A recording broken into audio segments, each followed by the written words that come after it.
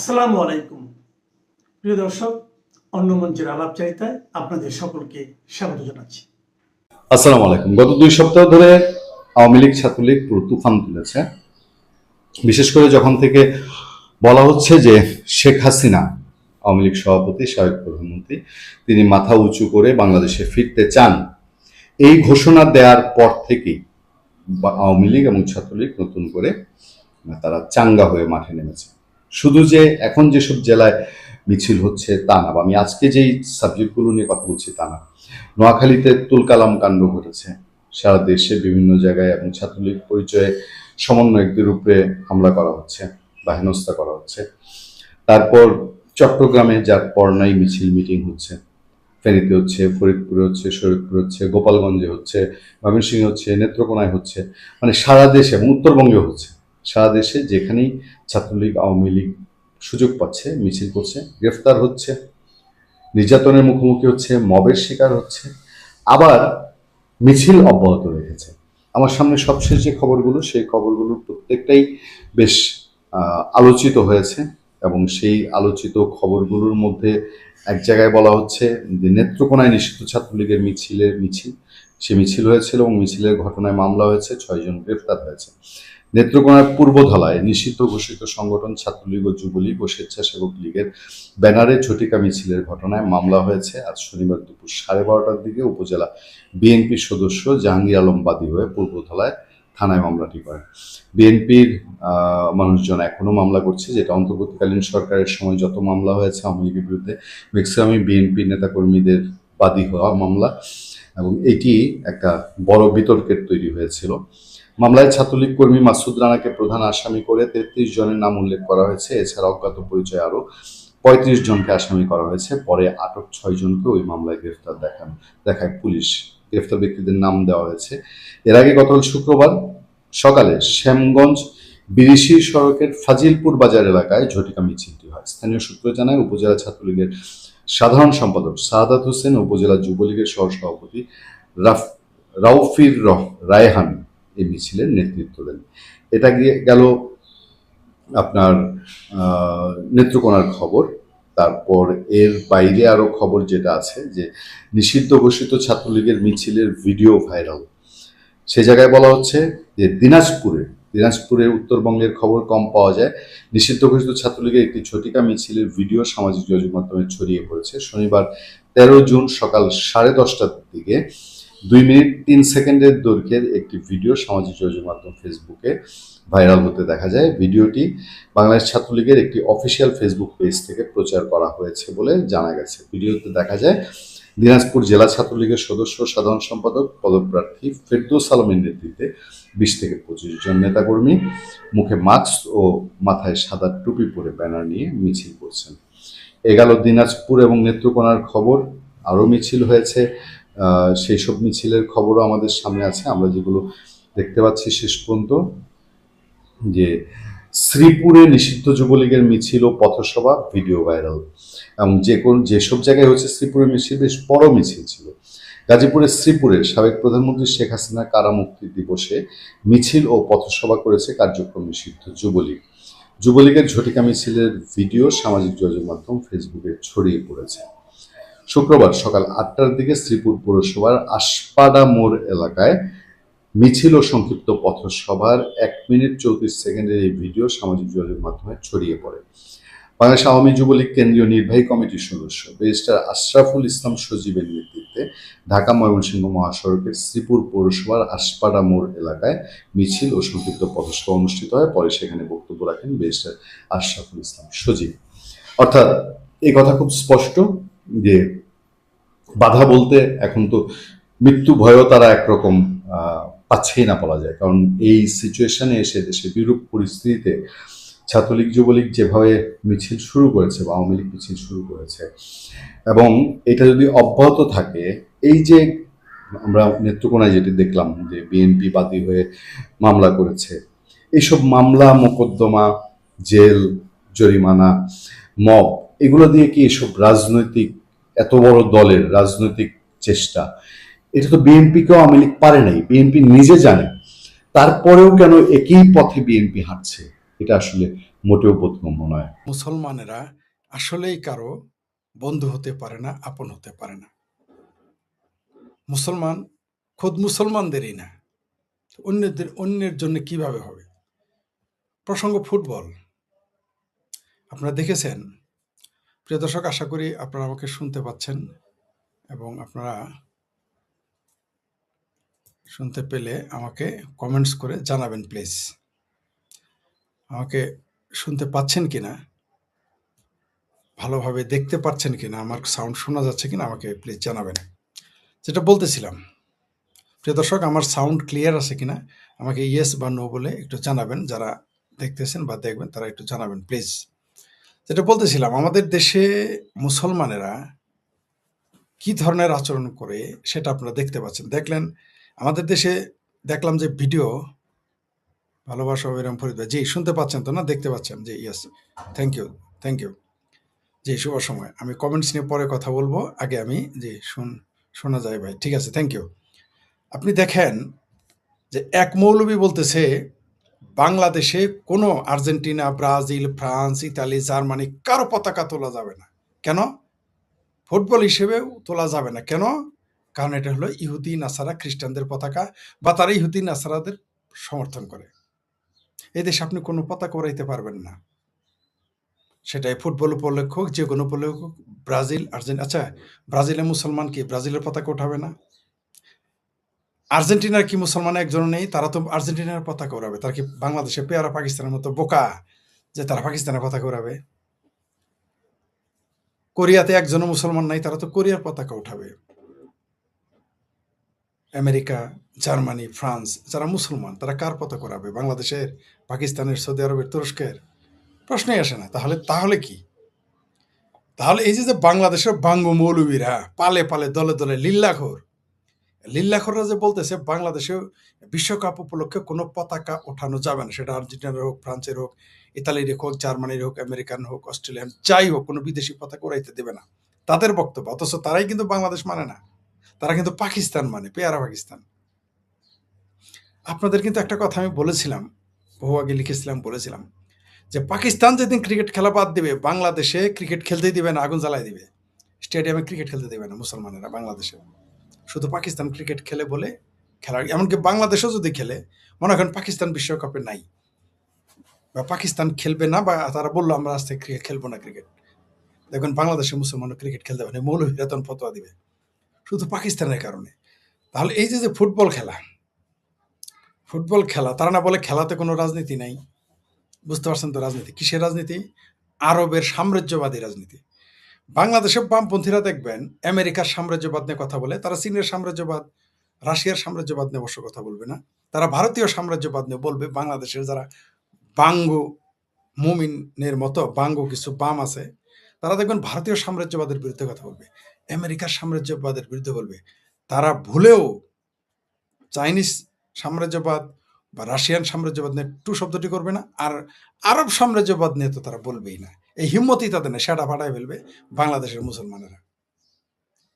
আরব সাম্রাজ্যবাদের বিরুদ্ধে কথা বলে এমনি টিকতে পারে না বামেরা, আরব সাম্রাজ্যবাদের বিরুদ্ধে কথা বলে সেটা ফাটায় ফেলবে, সেটা ভারতের মুসলমান হোক, পাকিস্তানের মুসলমান হোক, আর বাংলাদেশের মুসলমান হোক, হবে না, পারবে না, এই সাহসী তাদের নেই। আপনি দেখেন ফুটবল খেলাকে কেন্দ্র করে তারা কি বলতেছে। প্রথমে বলতেছে খেলাধুলা হারাম ইসলামে, খেলাধুলা করার সময় নষ্ট, হাফ প্যান্ট পরে খেলার হারাম, নারীদের তো ফুটবল খেলতেই দিবে না বঙ্গমমিনেরা। কিন্তু ইরানিরা, আজকে দেখলাম আরেক মৌলবী ইরানের পোশাক পরে দেখি যে বলতেছে যে একটা মাত্র দেশ পক্ষ নিয়ে যাবে, সেটা ইরান। এখন আবার খেলা হালাল হয়ে গেছে, কারণ যে ইরান মুসলমান দেশ চান্স পেয়েছে তাদের ভাষায়। অথচ যে বাঙ্গুটা ইরানের পতাকা, ইরানের পোশাক নিয়ে, পোশাক পরে পতাকা উড়াইতেছে ইরানের পক্ষে, ও কিন্তু শিয়াদেরও মুসলমান মনে করে, শিয়াদের কাফের মনে করে। এই বাংলাদেশে কোটি কোটি মানুষ আছে শিয়াদের কাফের মনে করে, কোটি কোটি মানুষ আছে। এখন হঠাৎ করে ভালো হয়ে গেল, কারণ কি? যে ব্যক্তিটি, যারা লামাজহাবি, আমার এক বন্ধু সে লামাজহাবি, তার আমি ফোন দিয়েছিলাম যে তুই যে ইরানের পক্ষে কথা বলাস, ইরানকে মুসলমান মনে করাস, আর কথা বলে না। আমরা তুই মুখ দিয়ে বল, একবার বল মুখ দিয়ে। আমি কিছু লোকের নাম বলে দেই, তাদের বলান তো দেখি মুখ দিয়ে যে ইরানিরা মুসলমান। শুধু তারা তো বলেই না, উল্টা তারা বলে ইরানিরা কাফের। সেই ইরানের পক্ষেও দেখি এখন পতাকা নিয়ে আছে। কি বুঝলেন এদের ভণ্ডামি, মুসলমানদের মূর্খতা এবং ভণ্ডামি। এবার আসি, কেন তারা আর্জেন্টিনা, ব্রাজিল, জার্মানি, ফ্রান্স, ইটালির পতাকা বহন করতে দিতেছে না? কারণ তারা যুক্তি দেখিয়েছে কোনো মুসলমান কোনো মুসলমানকে সমর্থন করতে পারে না। তাহলে কিয়ামতের দিন আল্লাহ রসুল বলবে যে যারা অন্যদের প্রতি মহব্বত রেখেছো তারা তোমরা তাদের দলে চলে যাও। আমেরিকার ভিসা কার আছে? ভারতের ভিসা কার আছে? জার্মানির ভিসা কার আছে? অস্ট্রেলিয়ার ভিসা যারা ভালোবাসে, আল্লাহর নবী কিয়ামতের দিন জিজ্ঞেস করবে না যে তুমি আফগানিস্তানের ভিসা না চায়, পাকিস্তানের ভিসা না চায়, কেন তুমি অস্ট্রেলিয়া, আমেরিকা, জার্মানি, ইউরোপের, ফ্রান্সের, কানাডার ভিসা চাইলে? আল্লাহ জিজ্ঞেস করবে না? বলেন। এই যে বাঙ্গ মুমিনের এখন বলতেছে ব্রাজিল আর্জেন্টিনার পক্ষ নিও না, তারা কি জানে ব্রাজিলে কত বাঙালি গিয়ে পড়ে আছে ওইখানে ভিসা নিয়ে? ভিসা ছাড়াই ওইখানে লাখ লাখ টাকা খরচ করে যায়। এই বাঙ্গ মৌলবীরা জানে। মানে মুসলমান আসলেই কিন্তু কাউকে ভালোবাসতে পারে না। ইসলাম তাকে আসলে পারমিশন দেয় নাই। ওই বাংলাদেশের বামপন্থী, চক্করবর্তী, বক্করবর্তী, চ্যাটার্জি প্যাটার্জিরা যতই লাফালাফি করুক, এটাই সত্য, মুসলমানেরা কোনো মুসলমানকে ভালোবাসতে পারে না। সেটা আপনি যতই তার পক্ষে আপনি দেয়, এই যে প্যানিক ভট্ট যত কিছুই বলুক, মরার সময় কিন্তু তাকে বলবে ফি নারে জাহান্নামা খালেদিনা ফিহা। এটার অর্থ কি? যারা বাম আছেন হিন্দু তারা জানে নিয়েন এটা কি। চক্করবর্তী যতই গরুর গোস্তা খাওয়াক, মরার পরে বাংলাদেশের মুসলমান, যে মুসলমান তাদের গরু মাংস খেয়েছে, ওই চক্রবর্তীর লাশ দেখলে বলবে, চক্রবর্তীর বাপের লাশ দেখলে বলছে ফি নারে জাহান্নামা খালেদিনা ওয়া ফিহা, মানে এরা সব দুজকের আগুনে পুরুক, এটাই তারা বলবে। পৃথিবীতে সম্ভবত একটাই ধর্ম আছে যারা মৃত মানুষকেও ঘৃণা করে, সেটা হলো ইসলাম ধর্ম। সম্ভবত এই কারণে এই মৌলবীদের কাজকর্ম দেখে মনে হচ্ছে, এই যে বিশেষ করে বাংলাদেশের মৌলবীদের কাজকর্ম দেখে মনে হচ্ছে, চাইনা যেটা বলেছে যে Islam is a mental disease, sorry mental illness, এই কথাটাই সত্য। এই মৌলবীরা বলতেছে আপনি পতাকা উড়াইতে, সরকারকে আবার বলতেছে যাদের জেলে দেন, সরকারকে বলতেছে ব্রাজিলের পতাকা উড়াইলে, অস্ট্রেলিয়ার পতাকা উড়াইলে, আর্জেন্টিনার পতাকা উড়াইলে, জার্মানির পতাকা উড়াইলে, ইতালির পতাকা উড়াইলে জেলে দিতে হবে। এই গাধার বাচ্চা কি জানে যে ইতালি পৃথিবীর একমাত্র দেশ যে বাংলাদেশের, জাপান আর ইতালি নিঃস্বার্থভাবে বাংলাদেশ অর্থনৈতিক সহযোগিতা দেয়? এই গাধার বাচ্চা জানে? ওই গাধার বাচ্চা মৌলবীরা জানে মান্ডা হসপিটালটা বিল গেটসের টাকায় তৈরি? ওই গাধার বাচ্চারা কি জানে যে বাংলাদেশের যত প্রাইমারি পাঠ্য বই টাকাটা দেয় অস্ট্রেলিয়া? এই গাধার বাচ্চারা কি জানে বাংলাদেশের শিক্ষা খাতে যত বিল্ডিং হয় টাকাটা ইহুদি খ্রিস্টানরা দেয়? এই গাধার বাচ্চা মৌলবীরা কি জানে, এই লিল্লাখোর মৌলবীরা কি জানে যে বিশ্ব ব্যাংকের টাকাটা সব ইহুদি খ্রিস্টানের?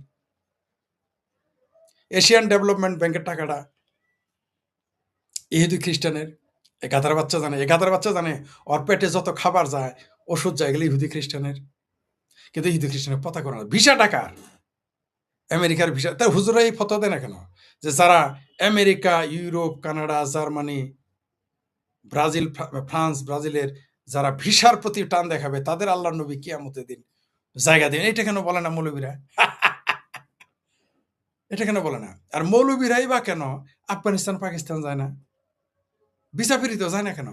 লিল্লাখোর মৌলবীরা, এই ফতোয়াবাজ মৌলবীরা, কাঠমোল্লারা কি বলেছে? আরো শুধু এটাই বলে না যে ফুটবল বন্ধ হবে, তারা বলেছে এই দেশে গান ক্লাসে গান হবে না, চারুকলা চলবে না, আঁকানো চলবে না। সেই জন্যই বলি আপনাদের যে আসলে ইসলাম যারা মানতে চায়, এই মোল্লাদের জন্য আলাদা একটা দেশ দেওয়া দরকার। যেমন আফগানিস্তান, বলবা যে তোমরা এর বাইরে আইসো না, ওর ভিতরে থাকো, এরকম একটা দেশ দেওয়া দরকার। এই বাংলাদেশের মোল্লাদের সব আফগানিস্তানে পাঠায় দেন, দেখবেন সেটা খেলে যাবে, ভাত জুটবে না। ওই যে আফগানিস্তানে সেটা খেলে গেছে, কিন্তু বাচ্চা কাচ্চা বেচা খায় তারা, নিজের ঔরসজাত সন্তান, নিজের উদরের সন্তান বেচা তাদের ভাত খাইতে হয়, রুটি খাইতে হয়। এই বাঙ্গু মৌলবীরা জানে? বাঙ্গু মৌলবীরা কি এটা জানে? জানে না। বাঙ্গু মৌলবীরা জানে যে তাদের পেয়ারা ইসলামী প্রজাতন্ত্র পাকিস্তানের সমস্ত টাকা আসে ভিক্ষাবৃত্তি করে, সরাসরি, এমন না যে বিদেশ থেকে ঋণ ভিক্ষা করে, সরাসরি বেগিং করে নিয়ে আসে $55 বিলিয়ন ভিক্ষা করে আনে পাকিস্তানের জনগণ। এটা কি জানে এই বাংলাদেশের বাঙ্গু মৌলবীরা? এই মৌলবীরা এরা কত বড় বেহায়ার জাত। এরা কি জানে যে ওই ফ্রান্স তাদের এই যে জমজমের পানি পবিত্র মনে করে গাদার বাচ্চারা, সেই জমজমের পানির যে নিরাপত্তা, পানি নিরাপদ করা কাজটা যে ফ্রান্সের দায়িত্ব নিয়েছে জানে? এই গাদার বাচ্চা মৌলবী কাঠমোল্লারা জানে?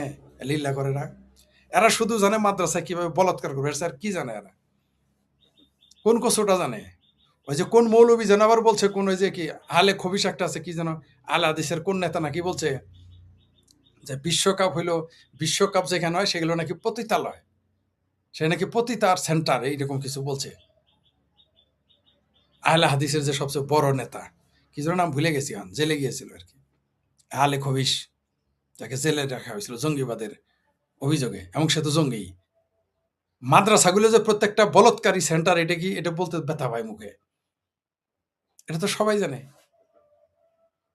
এরা ফুটবল খেলতে দিবে না, কারণ এটা ইহুদি খ্রিস্টানের। কিন্তু ইহুদি খ্রিস্টানের ইউটিউবে এসে এই কথা বলে, ইহুদি খ্রিস্টানের ফেসবুকে এসে এই কথা বলে। কি মজার না? এই বাঙ্গ মোল্লাদের মানুষ কোনোদিনই আপনি করতে পারেন, বাঙ্গদের না, মোল্লাদেরই করতে পারবেন না, মুসলমানরাও পারবেন না।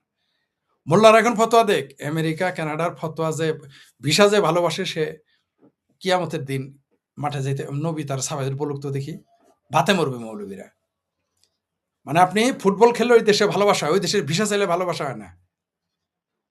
বাংলাদেশের অসংখ্য মুসলমান সমকামিতার মিথ্যা ক্লেম করে এজেলেমসে ইউরোপ আমেরিকায় বসে আছে।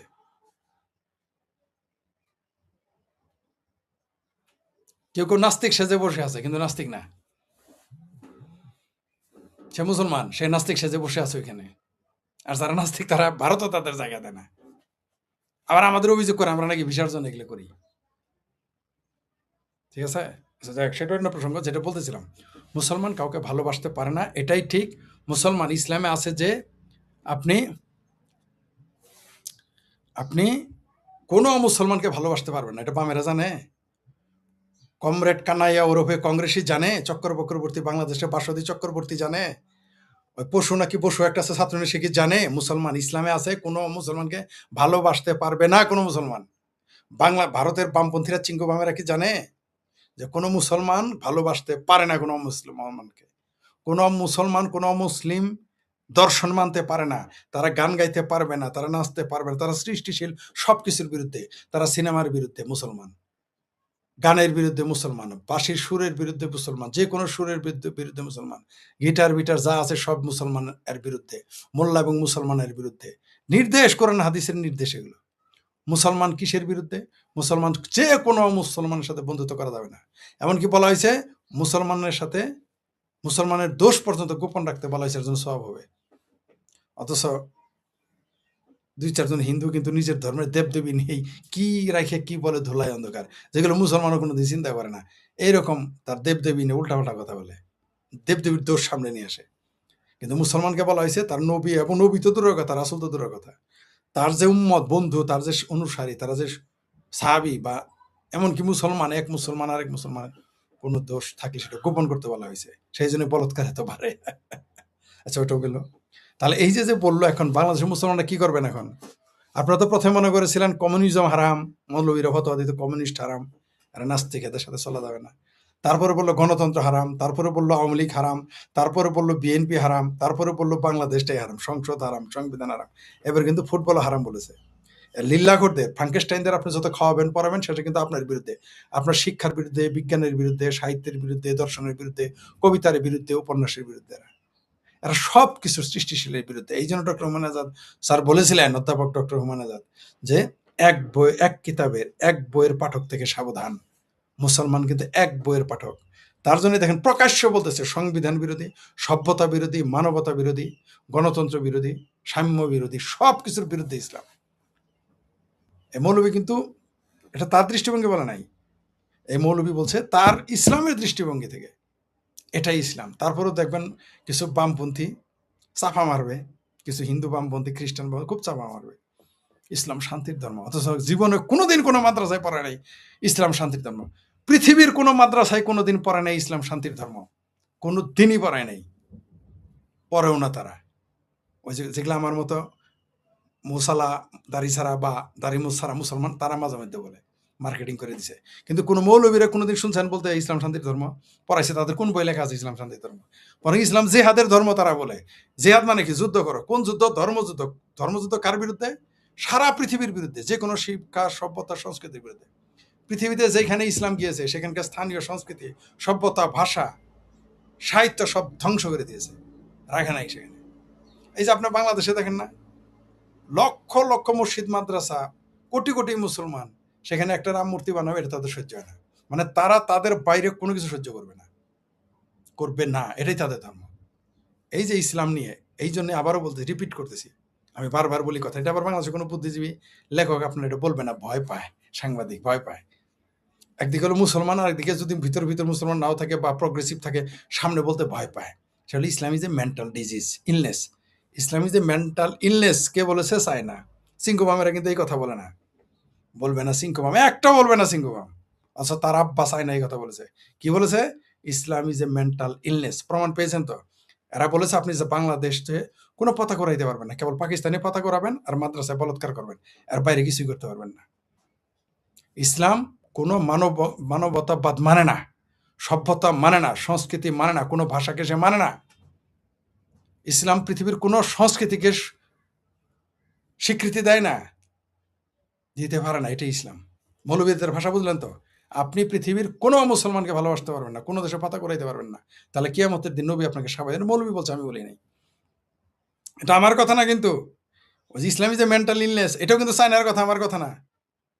মৌলবীরাই বলছে পৃথিবীর কোনো মুসলমান অমুসলমানের সাথে বন্ধুত্ব করতে পারে না, কোনো মুসলমান অমুসলিম রাষ্ট্রের সাথে বন্ধুত্ব করতে পারে না। কিন্তু যখনই বলবেন ভারত অমুসলিম রাষ্ট্র সম্পর্ক করো না, চায়নার সাথে এত গাইটা পিড়ি থেকে, তখন ঠান্ডা যাবে। তোমার আমেরিকার সাথে পিরিত করতে যাও কেন? তখন ঠান্ডা হয়ে যায়। পাকিস্তানের কিছু লোককে জিজ্ঞাসা করা হয়েছিল যে ভারতের সাথে কেন মিলা যাবে না? কারণ ভারত হিন্দু, আমরা কালেমাগো মুসলমান, হিন্দুর সাথে মিল থাকা যাবে না, ভারতের সাথে মিল হওয়া যাবে। তখন বলছে তাহলে পাকিস্তান, চায়না এবং আমেরিকার সাথে সম্পর্ক ভালো করার জন্য তো কথা বলা কেন? তখন চুপ হয়ে যায়, কথা বলে না। এটা হলো মুসলমান, তাকিয়া বা আল তাকিয়া, ভণ্ডামি, হিপোক্রেট। শুধু জামাতে ইসলামী ইসলামী না, মুনাফেক না, মুনাফেক মাশাআল্লাহ সবাই। এই যে দেখেন, আপনি এখন বলতেছে যে কোনো মুসলমানের সাথে বন্ধুত্ব করা যাবে না, স্পষ্ট বলে দিয়েছে। কোরআন হাদিসের দলিল তারা, এমন না যে মাদ্রাসায় পড়াইতো আগে। এটা শুধু আগে মুসলমানদের গান, সাহিত্য, শিল্পকলা, বিজ্ঞান, চিত্রকলা, চলচ্চিত্র, সবকিছুর বিরুদ্ধে বলতে শুধু মাদ্রাসায়। এখন প্রকাশ্য তারা বলে এগুলো বন্ধ করতে হবে।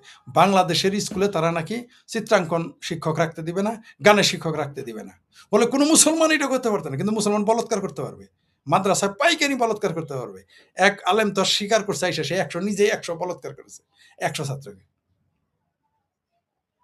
আর মাদ্রাসায় বলৎকার করা যাবে, সুদ খাওয়া যাবে, ঘুষ খাওয়া যাবে, বোনের জমি দখল করা যাবে, ভাইয়ের জমি দখল করা যাবে, চাচার জেঠার জমি দখল করা যাবে, আদালতে মিথ্যা মামলা করা যাবে, কোটি কোটি, শত শত না লাখো কোটি টাকার ইয়াবা খাওয়া যাবে, গাঁজা খাওয়া যাবে, বেচাও যাবে, কিন্তু পতাকা ওড়ানো যাবে না আর্জেন্টিনা ব্রাজিলের। এই হলো মুসলমান। বুঝতে পারছেন তো? ইসলামে এইটা হারাম, ওইটা হারাম, মূর্তি দেখা হারাম, ইসলামে দাড়ি রাখতেই হবে, ইসলামে যে মিশা কথা কওয়া হারাম, এটা আর বলে না। ওই যে আজকে দেখছেন এক শিবির, ওই ধর্ষণের কেসে নাকি পীড়িত করা পেট বানাই না কেসে ধরা খাইছে, নাটক গুম সাজাই ফেলছে যে তারা নাকি পুলিশে ধরে নিয়ে গেছে। এখন জায়েজ। কিছুদিন আগেও মন্দিরে গিয়ে মূর্তি পাহারা দেওয়া যায়, হালাল ছিল, ইসলামের সেবা ছিল, মন্দির পাহারা দেওয়া। এখন রাম মূর্তি ভাঙতে হবে, এটাই নাকি ইসলাম? ইসলাম তাহলে কোনটা? ইসলাম কোনটা? যদি বলেন যে মন্দির পাহারা দেওয়া, মূর্তি পাহারা দেওয়া ইসলাম, তাহলে রাম মূর্তি বানাইতে এখন দিবেন না কেন? এখন বলতেছে রাম মূর্তি বড় বানানো যাবে না, মনে ছোট বানাইতে দিবে। কালকে যদি হিন্দুরা প্রত্যেক মন্দিরে রাম মূর্তি বানানো, দেখবেন ওগুলো আগে ভেঙে ফেলবে মুসলমানেরা। যাক, সেটা অন্য প্রসঙ্গ। এই যে যে মুসলমান মোল্লারা লাইভে এসে, ফেসবুকে এসে চিৎকার চেঁচামেচি করে বলতেছে, এই যে এই সমস্ত মোল্লাদের যারা এখন ঠান্ডা করতেছেন না, আপনারা কি জানেন এই হায়ানা একদিন, এই মোল্লা নামের হায়ানারা আপনার দেশটাকে খেয়ে ফেলতেছে? আপনার দেশ সম্পর্কে কি বার্তা চলে যাচ্ছে? সবে মাত্র এসেছে যে ইসরায়েলের বিরুদ্ধে নাকি বাংলাদেশের যে সমস্ত দেশ সবচেয়ে বেশি ইসরায়েল বিরোধী, সেটা এসেছে। এগুলো ডাটা এখন নিচ্ছে না। এই যে মুসলমান বল খেলতে দিবে না, ফুটবল খেলতে দিবে না, সিনেমা হলে বম মেরে সিনেমা হল বন্ধ করে দিয়েছে, কোন সিনেমা চলবে না চলবে তাদের কথাই করতে হবে, এই দেশ কেমনে চলবে মোল্লার কথাই চলতে হবে। একটা দেশ যদি শুধুমাত্র মিলিটারি দখল করে, তাই দেশ শেষ হয়ে যায়, পাকিস্তান। আর কোনো দেশ যদি মোল্লা দখল করে, দেশ ধ্বংস হয়ে যায়, সেটা হলো আফগানিস্তান। আর বাংলাদেশের কাঁধে চড়ে বসেছে কেরামন কাতেবিনের মতো, বাংলাদেশের কাঁধে চড়েছে কেরামন কাতেবিনের মতো মোল্লা আর মিলিটারি, মানে এই দেশ ফিনিশ, এই দেশ গায়েব। একটা ধরলেই যথেষ্ট, এক শয়তানে ধরলেই যথেষ্ট, 2 শয়তান কাঁধে ভর করছে মোল্লা আর মিলিটারি। এই দেশের পরিস্থিতি খুব খারাপ। আপনারা তো মনে করতেছেন যেগুলো আমরা ইয়ার্কি করতেছি, আমরা ইয়ার্কি করি না ভাই। আপনাদের সতর্ক করতেছি, কিন্তু আপনারা সতর্ক হচ্ছেন না। আপনারা সতর্ক হচ্ছেন না, ঠেলা কিন্তু খাবেন। যখন খাবেন তখন আবার মনে করে দিব আরেকবার যদি বেঁচে থাকি।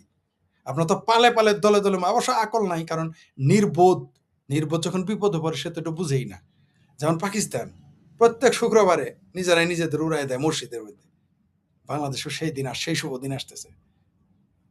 এই যে যে মোল্লাদের বাড়াবাড়ি, লিল্লাখোর, এদেরকে প্রথমে ছিল লিল্লাখোর, এরা এত দুর্বল, এটাকে আপনি সবল বানাইছেন খিলে পড়ায়। আপনি একে দুর্বল একটা হায়নাকে মনে হচ্ছেন হায়না না খাই সেটা খাওয়াই, খাওয়ানোর পর মোল্লার এখন কি পরিণতি হয়েছে দেখেছেন তো। দেশ তারা দখলে নিবে, এই দেশে তাদের কথাই চলতে হবে। এদেশে স্কুল কলেজ চলবে না, সব মাদ্রাসা বানাইতে হবে। এই দেশে শিল্প কারখানা চলবে না, নারীদের বের করে দিতে হবে শিল্প কারখানা থেকে। আর ওই যে তেঁতুল হুজুর তো বলে ক্যালাশ ফরের বেশি পড়াবেন না পড়াবেন না পড়াবেন না, মনে আছে তেঁতুল হুজুরের গল্প, ওই যে হেফাজতের নেতা। এইভাবে একটা দেশ চলতে পারে না। পৃথিবীতে অচিরেই বাংলাদেশ আইসোলেটেড হয়ে যাবে, মানে একেবারে গৃহবন্দী হয়ে যাবে। কারণ যারা প্রকাশ্য বলতেছে স্কুলে পড়ালেখা করতে দিবে না, সঙ্গীত করতে দিবে না, স্কুলে আঁকাইতে দিবে না, সঙ্গীতের শিক্ষক চলবে না, আর অঙ্কন শিক্ষক চলবে না, রাখতে দিবে না, অথচ শিক্ষকেরা কোনো কথা বলে না। এদেশের বুদ্ধিজীবীরা এই এই এই শালার ভণ্ড, বদমাইশ, হিপোক্রেট, মুনাফেক এই বুদ্ধিজীবীরা এগুলো নিয়ে কথা বলে না। একটা টু শব্দটি করেছে বুদ্ধিজীবীরা, এদের আস্কারা দিয়ে কোন দিকে নিয়ে গেছে দেখেন। বিএনপিও ঠেলা খাবে, আওয়ামী লীগ তো ঠেলা খাইছে, আওয়ামী লীগ তো শিক্ষা পাইছে। আওয়ামী লীগ যা ছেঁচা খাওয়ার তারা কিন্তু খেয়ে গেছে। সামনে মৌলবী আর মিলিটারির ছেঁচা খাওয়া, বিএনপিও ছেঁচা খেয়েছে, কারণ তারেক রহমানের পাপ কমে মেরেছে, তারেক রহমানের মাজার হাড্ডি ভেঙেছে এই সেনাবাহিনী। এবার মোল্লারা তার মাজার হাড্ডি ভাঙবে, নিশ্চিত থাকেন আপনি। এই মোল্লারা এবার, আওয়ামী লীগ তো ছেঁচা খেয়েছে, এবার ছেঁচা খাবে বিএনপি, তারপরে শিক্ষা হবে না, আমি জানি। এই যে মোল্লারা প্রকাশ্যে বলতেছে, এগুলো তো চিড়িয়াখানায় রাখার উপযুক্ত না। এদের হয় পাগলা গারোতে বাড়াইতে হবে, নয় জেলে বাড়াইতে হবে, তাছাড়া বিকল্প নাই। আমার কথা আপনার কাছে রূঢ় মনে হইতে পারে, এটাই সত্য। নইলে এই দেশের অর্থনীতি, এই দেশের শিক্ষা ধ্বংস হয়ে যাবে, হয়ে গেছে অলরেডি, আরো ধ্বংস হয়ে যাবে। একেবারে অন্ধকারের অতল গহ্বরে চলে যাবেন, পাথর যুগে চলে যাবেন। এরা আপনাকে পাথর যুগে নিয়ে যাচ্ছে, এটা কি বুঝতে পারতেছেন? যাই হোক, তো যারা ওই যে আর্জেন্টিনা আর আর্জেন্টিনার পতাকা তাদের সহ্য হয় না, ব্রাজিলের পতাকা সহ্য হয় না, কিন্তু পেয়ারা পাকিস্তানের পতাকা লাগান খুব সহ্য হবে। ইহুদি খ্রিস্টানের পতাকা ভালো লাগে না, কিন্তু ইহুদি খ্রিস্টানের দেশে ইউটিউব ভালো লাগে, ফেসবুক ভালো লাগে, ওই দেশের ভিসা ভালো লাগে, জার্মানির ভিসা ভালো লাগে, ইতালির ভিসা ভালো লাগে, ফ্রান্সের ভিসা ভালো লাগে, আমেরিকার ভিসা ভালো লাগে, কিন্তু ওই দেশের পতাকা ভালো লাগে না। এই হচ্ছে মুসলমানদের হিপোক্রেসি, মোল্লাদের হিপোক্রেসি। সমস্ত সহযোগিতা কিন্তু ইউরোপ আমেরিকা থেকে আসে। বিশ্বব্যাংক তো কোনো মুসলমানের ব্যাংক না, এটা ইহুদি খ্রিস্টানের ব্যাংক। যাই হোক, দেখি এবার কমেন্টস দেখি। ভালোবাসা বিরাম ফরিদ ভাই, জি ধন্যবাদ আপনাকে। শুভ সময়। জি, শোনা একজন লিখেছেন, শোনা গেছে, জি জি, থ্যাংক ইউ।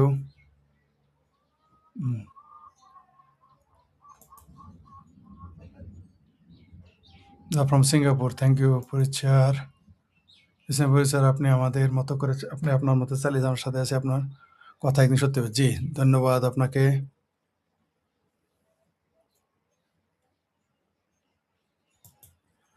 আচ্ছা, এই যে একজন লিখেছে, এই বদমাইশটাই নির্বোধ, এই যে মগা মদুদির উম্মত লিখছে, ধান্দাবাজি চোখে ইসলামের ভালোবাসা দেয়। ইসলামের ভালোবাসা এটা, ইসলামের ভালোবাসা মাদ্রাসায় পোলা ফান্ডায় টুপকি মারা, এটাই ইসলামের ভালোবাসা। ইসলামের ভালোবাসা 30 লক্ষ মানুষকে হত্যা করা 71-এ ইসলামের হলো ভালোবাসা। ব্ল্যাক সেপ্টেম্বর 25,000 ফিলিস্তিনিকে হত্যা করা, ওটা ইসলামের ভালোবাসা। ইসলামের ভালোবাসা এটা যে প্রকাশ্য বলতেছে, ওইখানে যাইতে বলো না যে ইহুদিদের, মুসলমান, পৃথিবীর কোনো মানুষের সাথে মেশা যাবে না, বন্ধুত্ব করা যাবে না, কোরআনের নির্দেশ। মৌলবীরা কইছে, আমি কইছি রে এবে, আমি কইছি বাবির বলা। এই যে এরাই তো বলতেছে ইসলামের সঙ্গীত, সাহিত্য, বিজ্ঞান চলবে না। আমি বলছি এটা ইসলামই তো বলতেছে, এটা ইসলামের ভালোবাসা। ইসলামের ভালোবাসা এটা না, ওই শরীরের মধ্যে বম টম বাইন্দা চিত্তরে আরেকজনের উপরে পইরা নিজে মরা এবং অন্যজনকে মেরে ফেলা ইসলামের ভালোবাসা। আপনি একজন মানবতা প্রতীক, সারা পৃথিবীতে একদিন আপনাকে মনে করছি। ধন্যবাদ ভাই। ইরানের কি দেশপ্রেম নাই? দেশের সাথে ইন্ডিয়ার যুদ্ধ হয়নি, তাই জায়গাতে আসিফ নজরুল নাকি যায়নি নাকি? বুঝি নাই আপনার কথা ভাই। ইরানের কি দেশপ্রেম নাই? জামায়াতে আছে বুঝি নাই আপনার কথা, উত্তর দিতে পারলাম না। গাছেরও খাবে তলারটা কয়, হ্যাঁ এই হলো মুসলমান। ভণ্ড হয়েছে বললো না ধান্দাবাজ, ধান্দাবাজি চোখে নাকি ইসলামের ভালোবাসা হয়, আসলে ইসলামটাই হলো ধান্দাবাজ, মোল্লার হইলো আর বড় ধান্দাবাজ। জি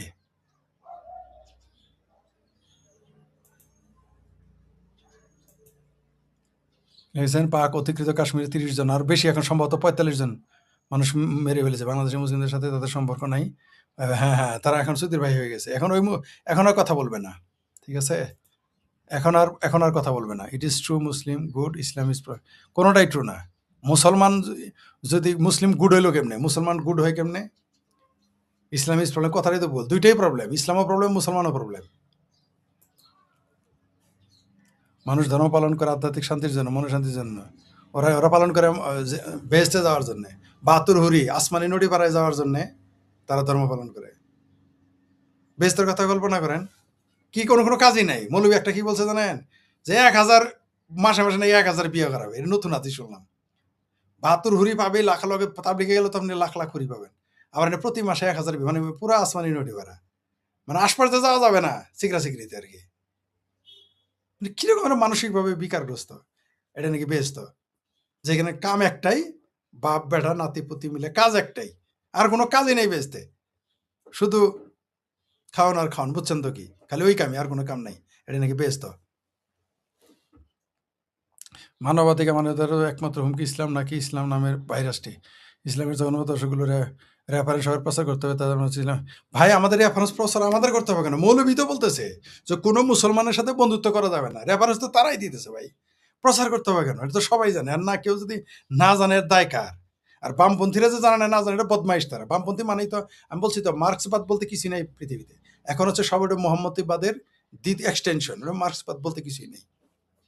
মানবাদের হাতে এরা মানবাধিকারই মানে না, এরা মুসলমানেরা। তারাই তো বলতেছে যে বন্ধুত্ব করা যাবে না, এই দেশে কোনো পতাকা থাকা যাবে না মুসলমান দেশের। তারা মানুষ হইতে চায় না, মুসলমান সবসময় মুসলমান থাকতে চায়। যদিও তারা ইসলামে কিন্তু এটাও আছে, মিথ্যা কথা বললো না, ওইটা মানবো না।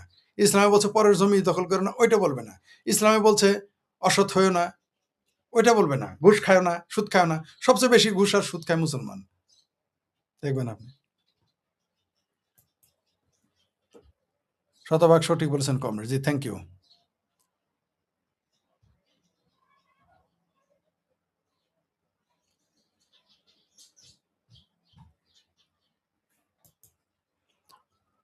ইসলাম সারা পৃথিবীর ক্যান্সার, এটা বলেছে চায়না। ক্যান্সার বলে না, ইসলাম বলছে ইসলাম ইজ এ মেন্টাল ইলনেস, এটা বলেছে চায়না।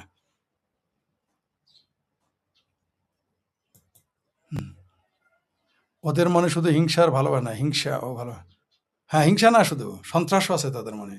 মানুষকে মেরে ফেলে কেটে ধর্ম প্রতিষ্ঠিত করতে চায়, করেছেও।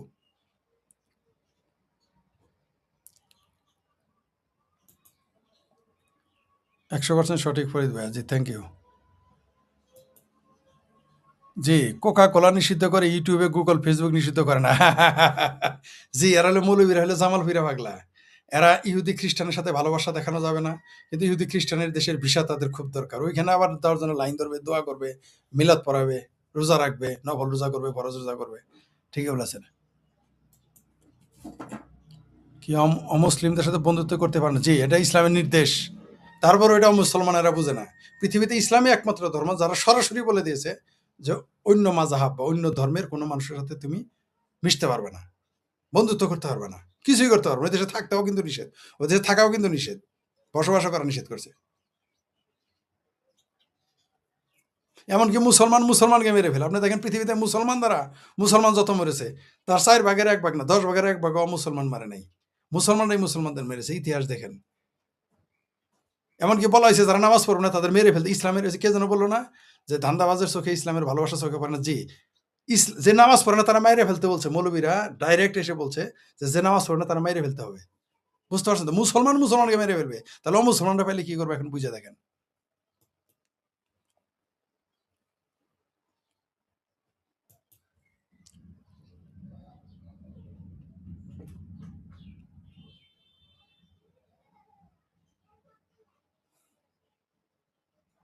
একজন লিখেছেন, উনি টিজ করছেন না কি লেখছেন জানি না, পৃথিবীর একমাত্র রাষ্ট্র, মহান রাষ্ট্র ভারত, পৃথিবীর শ্রেষ্ঠ গণতন্ত্র ইসরায়েল। তবে মহান রাষ্ট্র কিনা, কিন্তু একটা ভালো রাষ্ট্র ভারত, কোনো সন্দেহ নাই। আর শ্রেষ্ঠ গণতান্ত্রিক ইসরায়েল নিঃসন্দেহে সত্য। মধ্যপ্রাচ্যে কোনো দেশে গণতন্ত্র নাই। মধ্যপ্রাচ্যে ২২টা দেশ আছে, ইরানকে সহজ যদি ধরেন। ২২টা দেশে কোথাও গণতন্ত্র নাই, একমাত্র ইসরায়েলে আছে। সেখানে ভোটাভুটি আর কোথাও ভোটাভুটি হয় না। ইরানেও কোনো গণতন্ত্র নাই, সেখানে চলে খোমেনিতন্ত্র। এখানে কোনো খোমেনির কসাইতন্ত্র চলে, ওইখানে কোনো গণতন্ত্র নাই। আবার নিঃসন্দেহে ইসরায়েল একটি গণতান্ত্রিক দেশ। আর অবশ্যই ভারত রাষ্ট্র মহান, কোনো সন্দেহ নেই। কারণ ভারত গণতান্ত্রিক এবং পৃথিবীর সবচেয়ে বেশি মুসলমান ইন্দোনেশিয়া পরে বাস করে। এখানে সবচেয়ে বেশি ফেরকার একমাত্র রাষ্ট্র ভারত, যেখানে মুসলমানরা বাস করতে পারে শান্তিতে। সব জায়গায় মুসলমান ঠেলা খায় মুসলমানের দ্বারা, লাথি উষ্টা গোলাগুলি কাটাকাটি। পাকিস্তানেও শান্তিতে নাই, শিয়া সুনিরে মারে, কাদিয়ানিরে মারে।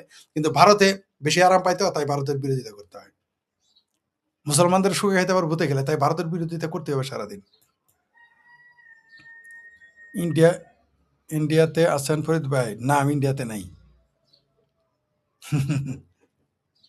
আপনার কেন মনে হয় যে আমি ইন্ডিয়াতে? অন্য দেশের নাম বলা হয় না? যে মালয়েশিয়া আছে কিনা, সিঙ্গাপুর আছে কিনা, শ্রীলঙ্কা আছে কিনা, এই নাম কেন মনে হয় না? আবার আপনারাই তো বলেন যে ভিসার জন্য, আমেরিকার ভিসার জন্য এগুলো কই, ওগুলোর নাম বলতে পারেন। অস্ট্রেলিয়ার নাম, এটা নাম বলেন কেন? এটা মনে হয় কেন?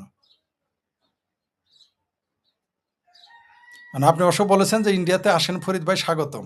ভাই আপনারা ভিসা দেন না, আমাদের ভিসা এক্সটেনশন করেন না। আপনারা ভাই ভিসা দেন কারা জানেন?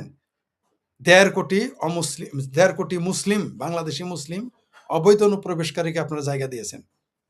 আপনারা ওইখানে যে সমস্ত মুসলমান ভারতের ক্ষতি চায়, হিন্দুর ক্ষতি চায়, ভারতের ধ্বংস চায়, তাদের আপনারা ভিসা দিবেন। নাগরিকত্ব দিয়েছেন, আমি চিনি তাদের। আমার ৩ জন বন্ধু আছে যারা ভারতে থাকে, নাগরিক, জামালপুরের সন্তান তারা, জামালপুরের। নামটা সঙ্গত কারণে বলতে পারতেছি না। তারা জামালপুরের সন্তান, আমার বন্ধু। একজন আমার বন্ধুর বড় ভাই, আর ২ জন সরাসরি আমার বন্ধু। এই ৩ জন ভারতের নাগরিক। তারা ৩ জনই প্রতিদিন কামনা করে, মোদি কেন মারা যায় না, অমিত শাহ কেন মরে না, ভারত কেন ভাঙে না। প্রতিদিন তারা এগুলা কামনা করে। দিনে যদি ৫ বার, কিন্তু ৫ ওয়াক্ত নামাজ তারা পড়ে না, কিন্তু সারাদিন এই চিন্তা করে, ৫ বারের ১০ বার এই কামনা করে। তাদের ওই দেশে নাগরিকত্ব দিয়েছেন। তার মধ্যে ২ জন কোটি কোটি টাকার মালিক, কোটি কোটি টাকার মালিক। মানে কোটি কোটি, কত কোটি না, কোটি কোটি টাকার মালিক। আর একজন কোটিপতি। আমার ৩ জনের কথা আপনাকে বললাম। এটা যাদের সাথে আমার নিয়মিত কথাও হয়, তাদের কথা বললাম, উদাহরণ দিলাম জামালপুরের ৩ জনের কথা বললাম। আর অন্য অন্তত ১০০ জনকে চিনি যারা ভারতে গিয়ে কোটিপতি হয়েছে, তাদের আপনারা বিষয়। এবং এই ১০০ জনই ভারত বিরোধী এবং হিন্দু বিদ্বেষী। কিন্তু আপনারা তাদের দিবেন, আমাদেরকে ভাই ভিসা দিবেন, ওইগুলো বলে লাভ না। আপনারা স্বাগত। আপনারা হয়তো অনেক জনগণও আমাদের চায় আমরা ভারতে গিয়ে বসবাস করি, কিন্তু আপনাদের সরকার আমাদের ভিসা দিবে না, দিচ্ছে না। এবং আমাদের একজন আছেন, আমাদের সহযোদ্ধা মুফতি মাসুদ, তিনি এই মুহূর্তে জেলে আছেন। কিন্তু কোটি কোটি অনুপ্রবেশকারী, তাদের কিন্তু জেলে তোলা নাই। ৬০,০০০ রোহিঙ্গা ওই দেশে থাকে। আমরা ২-৪ জন, ১০ জন গেলে, আমরা ৬০ জন গেলেই আপনাদের ভারতের জমির অভাব পড়ে, ভাতের অভাব পড়ে, বাতাসের অক্সিজেন অভাব পড়ে, আপনাদের অর্থনীতি ধ্বংস হয়ে যায়। আমরা যদি ৬০ জন যাই, আমাদের ভাই দিবেন না। তো দিলে ভালো হতো আমাদের জন্য। দর্শক, বাংলাদেশের রাজনীতিতে একদম টানটান উত্তেজনা। মানে এতটা উত্তেজনা যেটা আমরা যারা কম বুদ্ধির মানুষ তারা হয়তো টের পাচ্ছি না। কিন্তু কূটনীতি বুঝেন, আন্তর্জাতিক আইন বুঝেন, এবং যারা কৌশলগত সামরিক বিষয়াদি নিয়ে গবেষণা করেন, বিশেষ করে যারা মিলিটারি এক্সপার্ট, তারা ঈশান কোণে কেবল সিঁদুর মেঘ নয়, তারা রীতিমতো রাজনীতি, অর্থনীতির সুনামি দেখতে পাচ্ছেন। একটা একটা করে বলে নেই। প্রথমত বাংলাদেশে একজন নতুন ভারতীয় রাষ্ট্রদূত এলেন, দীনেশ ত্রিবেদী। অত্যন্ত প্রবীণ ভারতের একজন নামকরা রাজনীতিবিদ। যেন তেন রাজনীতিবিদ নয়। ভারতে যে কজন মন্ত্রী রয়েছেন সেন্ট্রাল গভর্নমেন্টে, আপনাকে জানেন যে ভারতের সবচেয়ে পাওয়ারফুল এবং সবচেয়ে আকর্ষণীয় মন্ত্রণালয় কোনটা? সেটা হলো রেল মন্ত্রণালয়। ভারতের মতো এত বড় রেল যোগাযোগ, এত বড় বিগ বাজেটের এবং পুরো দেশের মানে যেটাকে বলা হয় সবচেয়ে কৌশলগত এবং গুরুত্বপূর্ণ যে স্থাপনা, সেটা হলো ভারতের রেল কমিউনিকেশন। কাজে যিনি রেল মন্ত্রণালয়ের দায়িত্ব পান, তার গুরুত্ব সরকারে সেই স্বরাষ্ট্রমন্ত্রী, পররাষ্ট্রমন্ত্রী, তারপরে ধরুন প্রতিরক্ষামন্ত্রী, এদের সবার সাথে বেশি। এমনকি ৩ জনকে এক করলেও রেলমন্ত্রীর মানে সমান হয় না। এই জন্য এই মন্ত্রণালয়টা যাকে তাকে দেয়া হয় না। একেবারে ঝানু রাজনীতিবিদ, 2 নম্বর হলো সরকার যাকে তোয়াজ করতে চায়, পাত্তা দিতে চায়, বা সরকার কাউকে যদি খুশি করতে চায় যে কোনো একটা লোককে, তাহলে এই মন্ত্রণালয় তার হাতে দেওয়া হয়। যেমন একটা সময় লালু প্রসাদ যাদব বিহারের মুখ্যমন্ত্রী খুব গুরুত্বপূর্ণ হয়ে উঠলেন সরকারের কাছে, তাকে এই মন্ত্রণালয় দেওয়া হলো। মমতা ব্যানার্জি একসময় কেন্দ্রীয় সরকারের কাছে খুবই গুরুত্বপূর্ণ হয়ে গেলেন, তখন তাকে এই রেল মন্ত্রণালয় দেওয়া হলো। তো এই দীনেশ ত্রিবেদী ভারতের সেন্ট্রাল গভর্নমেন্টের সাবেক রেলমন্ত্রী। তো এরকম একজন রেলমন্ত্রী বাংলা জানা একজন মানুষ, তাকে বাংলাদেশের রাষ্ট্রদূত করা হলো। এটা নজিরবিহীন ভারতের ইতিহাসে। রাষ্ট্রদূতের মতো পদ সাধারণত ফরেন সার্ভিস থেকে দেয়া হয়, অর্থাৎ তাদের পররাষ্ট্র মন্ত্রণালয়ের যে ক্যাডার আছে সেখান থেকে দেওয়া হয়। তো সেই দিক থেকে একেবারে মন্ত্রী পদমর্যাদার, তাও রেলমন্ত্রী, তাও বয়স্ক, তারপরে বাংলা জানা মানুষ, তাকে কেন বাংলাদেশে পাঠানো হলো এই সময়টাতে? এবং তিনি প্লেনে এলেন না, দিল্লি থেকে এলেন না, তিনি পশ্চিমবঙ্গ থেকে বেনাপোল হয়ে পায়ে হেঁটে তারপরে সীমান্ত পাড়ি দিলেন। সীমান্ত পাড়ি দিয়ে তিনি কি বললেন? যে এই দেখুন, এদেশে যে কোনো সীমান্ত আছে এটাই তো আমার মনে হলো না, আমি কিভাবে দিব্যি পায়ে হেঁটে চলে এলাম। ইট মিনস আমরা যে সীমান্তটাকে দেখি, কাঁটাতারের বেড়া দেখি, ফেলানি লাশ দেখি, প্রতিদিন পুশ ইন দেখি, সীমান্তের ওপারে শুভেন্দু দেখি, বাংলা দখলের হুমকি দেখি, কিন্তু ভারতীয় রাষ্ট্রদূত তিনি কোনো সীমান্ত দেখতে পেলেন না। গেল এক।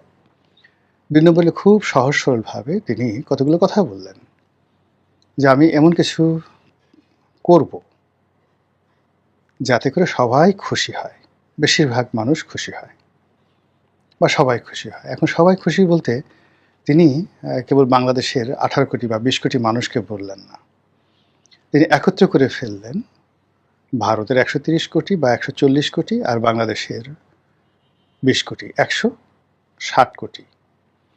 এই 160 কোটি মানুষকে তিনি বললেন এদের বেশিরভাগ লোক খুশি হবে। তাহলে এখন বলেন তো, ভারতের 150 কোটি মানুষ কেন খুশি হবে?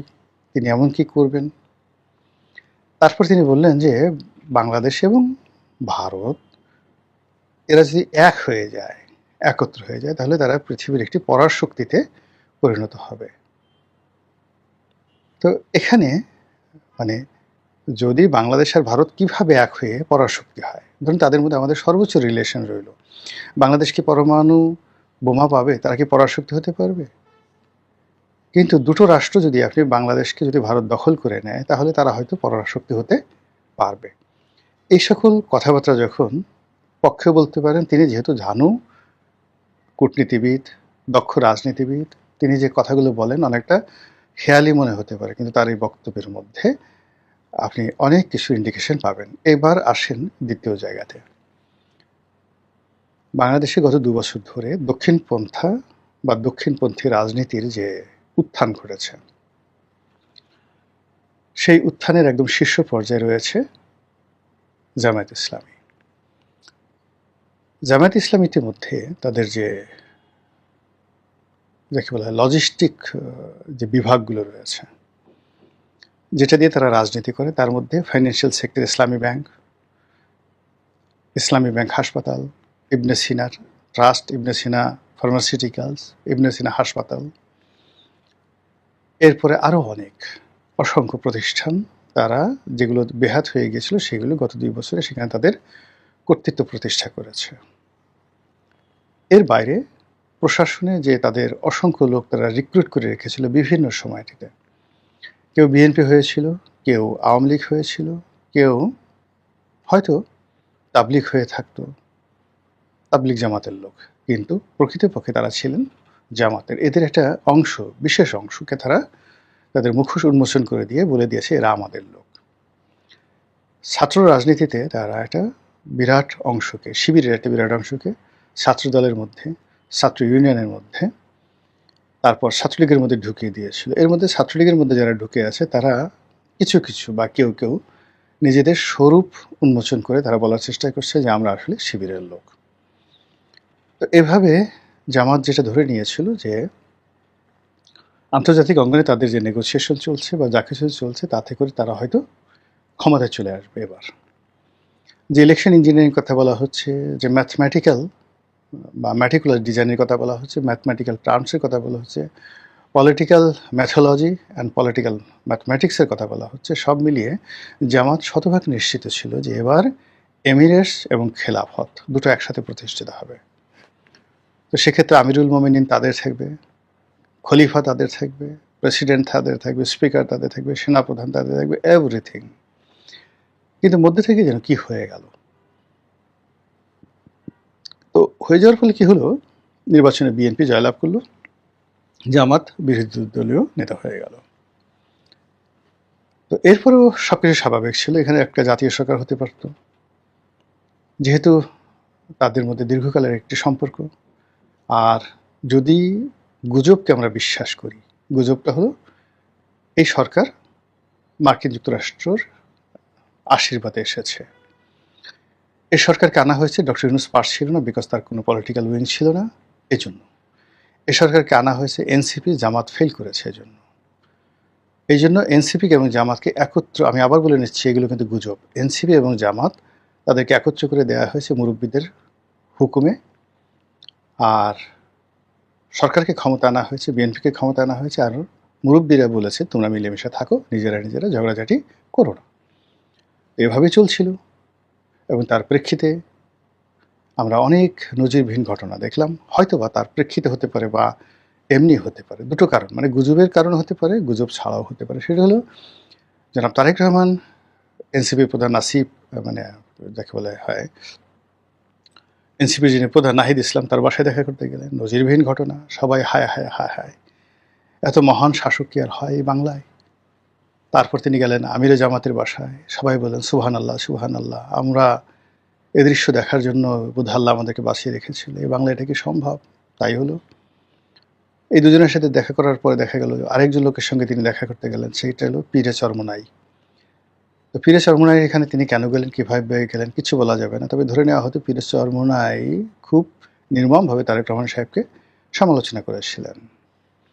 তো সেই সমালোচনার প্রেক্ষিতে এমন সব কথা বলেছিলেন তার চাঁদাবাজি নিয়ে, তার কোমরের হাড্ডি ভেঙে ফেলা নিয়ে, সেনাবাহিনী তাকে ওয়াকা করার সময় কীভাবে বেদম পিটুনি দিয়েছিল, এবং সেটা যে একেবারে সঠিকভাবে দিয়েছিল, উচিত কর্ম করেছিল, এমনি এমনি দেয়নি, বিনা কারণে দেয়নি, একদম যেমনি মানে কুকুর তেমনি মুগুর, এরকমভাবে সেনাবাহিনী তাকে মেরেছিল। এই কথাটা প্রকাশ্যে জিহাদি জোশ নিয়ে বলার ক্ষমতা সেই পীরে কামেল, তারপর চরমোনাই পীরের যিনি ছোট ভাই এবং ছোট পীর, তিনি এটা বলেছিলেন। এবং তারেক রহমান সাহেব তার সঙ্গে দেখা করতে গেলেন। সবাই মনে হলো যে এই তো রাজনীতি, এটাই তো বলে উদারতা। শুধু তাই নয়, আবার কি একটা অনুষ্ঠানে দেখা গেল যে একই মঞ্চে বসে প্রধানমন্ত্রী এবং এই ফাইজুল করিম সাহেব, তিনি চরমোনাই পীর, কি যেন একটা অনুষ্ঠান করছেন। তো এটা যে চলছিল, সেখানে দেয়ার মাইট বি এ প্রেসক্রিপশন, এইভাবে তোমাকে এই কাজগুলো করতে হবে, এই প্রেসক্রিপশন হয়তো ছিল বা হয়তো ছিল না, হোয়াট এভার মেবি। কিন্তু আমরা এই জিনিসগুলো দেখেছি এবং আমরা আশ্চর্য হয়েছি এবং আমরা ধারণা করেছি যে বাংলাদেশে একটা সম্মিলনের রাজনীতি হবে, সমঝোতার রাজনীতি হবে, এবং আওয়ামী লীগকে ঠেকানোর জন্য আন্দোলনের পক্ষে যে সকল শক্তি যারা ছিলেন তারা সবাই একত্র থাকবে। কিন্তু 3 মাসের মাথায়, 90 দিনের মাথায় সব হিসাব এলোমেলো হয়ে গেছে। রাজপথে ঘন ঘন আওয়ামী লীগের মিছিল হচ্ছে, আর সেই মিছিল ঠেকানোর জন্য আগে হই হই রই রই করে যেভাবে এনসিপির লোক ছুটে যেত, সমন্বয়করা ছুটে যেত, শিবিরের লোক ছুটে যেত, তারা কেউ মানে যাচ্ছেন না। অন্যদিকে ছাত্রদল, তারপর বিএনপির যারা লোকজন, এই গত 2 বছরে তারা যে সাহস দেখিয়েছেন বা শক্তি দেখিয়েছেন, এই গত 3 মাসের এই লাস্ট মান্থে ব্যাপকভাবে যখন ছাত্রলীগের মিছিল হচ্ছে, কোথাও বিএনপির লোকজন ফিরাতে পেরেছেন, পুলিশ ফিরাতে পেরেছে, বাধা দিতে পেরেছে, এরকম কোনো ঘটনা ঘটেনি। বরং কোনো কোনো জায়গাতে, যেটা পেপারে আমরা দেখেছি, যে আওয়ামী লীগের লোকজন মাইকে ঘোষণা দিয়ে বিএনপির লোকজনকে বেদম হারে পিটিয়েছে।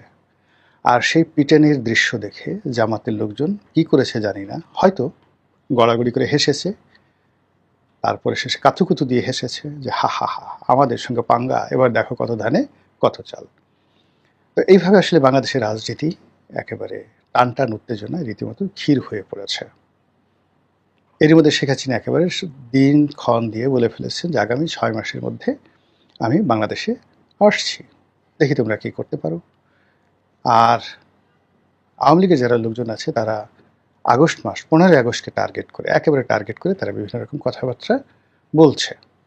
তো এই 15 আগস্টকে টার্গেট করে যখন একটা থ্রেট দেওয়া হচ্ছে, সেই থ্রেটের কারণে যদি আওয়ামী লীগের লোকজন একটা পটকাও ফোটায় বা ধরেন কিছুই করলো না, তবুও যেদিন থেকে থ্রেট দিয়েছে সেদিন থেকে পুরো আগস্ট মাস জুড়ে সরকারের সমস্ত মেশিনারিজগুলো আওয়ামী লীগের নাশকতা ঠেকানোর জন্য যখন ব্যস্ত থাকবে, ঠিক সেই সময়টিতে আওয়ামী লীগ তার রাজনীতির যে গেমগুলো আছে সেই গেমগুলো খেলে দেবে অন্য জায়গাতে, যেখানে সরকারি বাহিনী বা আইনশৃঙ্খলা রক্ষাকারী বাহিনী ব্যস্ত নয়।